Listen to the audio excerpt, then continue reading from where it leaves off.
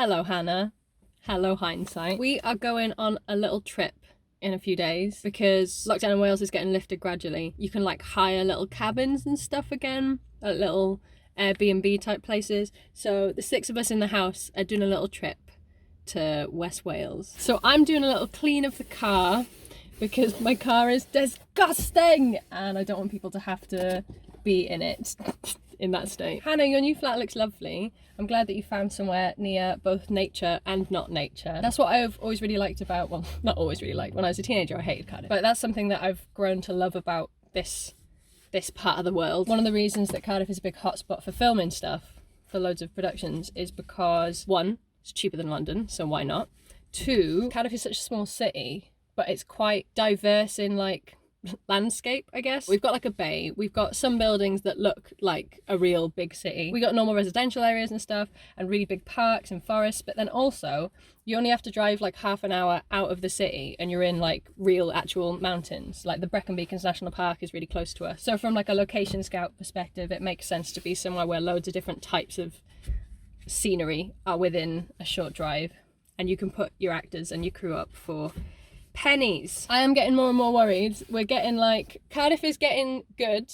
There's still not much to do, which I don't notice as someone who lives here. But then someone I know will move over from London who has like a real actual professional skill and they'll be like, oh, there's actually no jobs here. And I'm like, oh, there's loads of shops and bars for me to work in, so I've never noticed. But now they've built like a big BBC hub and they've built like all these offices for different companies right in the city centre. They're really doing it up. We've only got a few years before the rent starts to be not £300 a month, and then we'll have to pay real money to live here because that's the gentrification train. Woo! Hannah, I also really sympathise with your battle of trying to fix the toilet because it's an easy thing to do and not being allowed. That's my biggest issue with rental stuff. 90% of the jobs where stuff goes wrong, I could fix. But my biggest issue is like, I assume this is a thing in every country. Letting agents and landlords here will do everything they can to steal your deposit. The place is always a state when you move in, but if you touch anything, they'll claim that. And they'll be like, oh, well, you know when you fix their shower, you actually damaged it, it's going to be £100, sorry. So I'm always aware that I could fix stuff myself, but I don't want to risk it because I know that they would take any excuse to take my money. So that's why I don't do it. But I enjoyed your generalisation that renters don't have brains. That is something that I'm really excited to cancel you for. I'm going to take that snippet out and I'm just going to wait. And then one day we're going to publicise you saying that with no context and everyone's going to think you're a Tory. So, oh, sick! What's this little guy doing here? One of the things I went through, the CD collection that lives in my car, all of them are so scratched. And they're all just so shit. Here's the Hannah Montana soundtrack. That one I'm definitely keeping. We used to live near a road in Cardiff called Albany Road, which is one of the best roads for anything that you ever want to buy. Loads of good charity shops, loads of little independent shops. And one of the shops on that road is called Rainbow Bargain. And it's one of those shops that's like, it was a church. It's a big old church building with no central heating. Like the whole thing is freezing. And it's just full of utter shit. Like literally anything you could possibly want to buy might be in there. The weirdest items that you wouldn't expect them to have, they might have. But then they also have loads of stuff that you absolutely would never need to buy.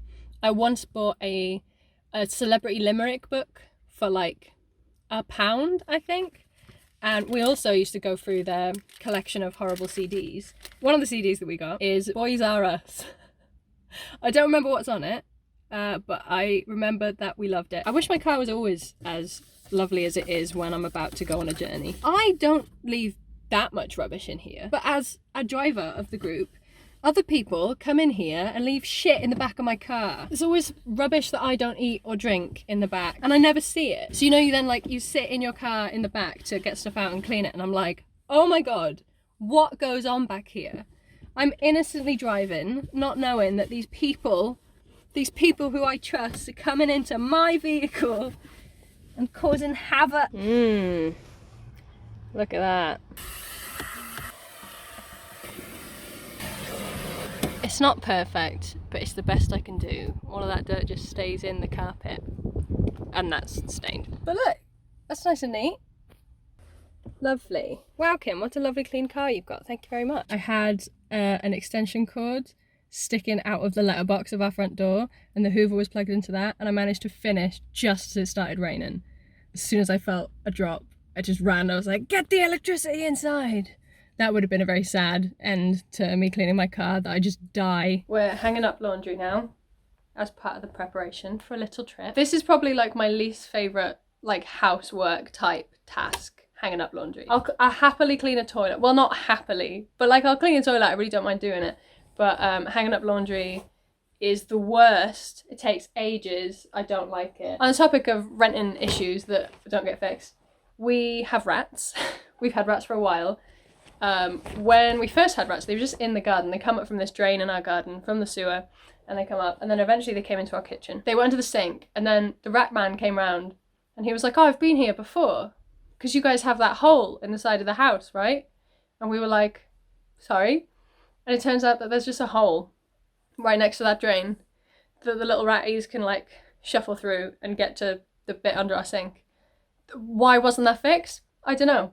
So a guy comes around and fills it with concrete, but then clearly didn't, because it's still a problem. I think the bit he filled was like the outside route into the hole, but where the drain goes in, you can also get to the same like passageway by going into the drain. You can. Rats can. You can't. It's still an issue. So we had more rats in our house. The rat man has come to our house maybe 3 or 4 times now. But even though he has established that clearly there's still a hole inside of the house, and it's not something we can get to. You can't see that there's a hole inside of the house by looking under. There's nothing we can see. But they keep sending the rat people. And the rat people have said, oh, the problem is that you've still got a hole in your house. But they just won't send anyone to fix the hole. There are millions of rats in the sewers. Millions. Is the plan just to keep trapping them in deathly traps in our house until you kill all of the population of rats in Cardiff? Why don't you just fix the problem? I don't understand. I hate letting agents with a passion. They never do anything they're meant to do. They don't even own the house. The landlord owns the house. And all these little repairs and all these little things that we add on add value to the house, but we don't get paid for them, and then eventually we could be evicted at any moment. So I just don't understand why they're so dead set on putting off fixing a problem for months and months until obviously it becomes a more expensive problem. Surely that's lesson 1 of business, right? Pay for the things you need to pay for to stop it costing more money down the road. They won't fix our damp problem. They're waiting for it to peel away the walls of our fireplace. And it is. We had a leaky shower upstairs, like underneath, it would drip into the living room. And we told them about it when it was just a little drip. They kept telling us they'd send someone around and they never did. Till eventually it was like, I was in the shower and it was dripping into a bucket, like pouring through.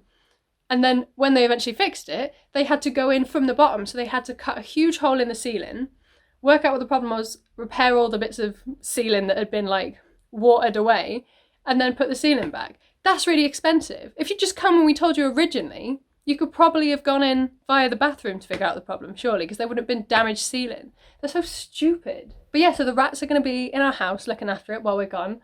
We're going to Pembrokeshire. I have now finished hanging up laundry. I'm going to pack my bags ready. And that is all I have to say. I hope you all have a lovely day. Morgan, Matt, Ro, I hope you guys feel ready to come back and share your lives with us again soon. But until then, Hannah, I'll see you soon.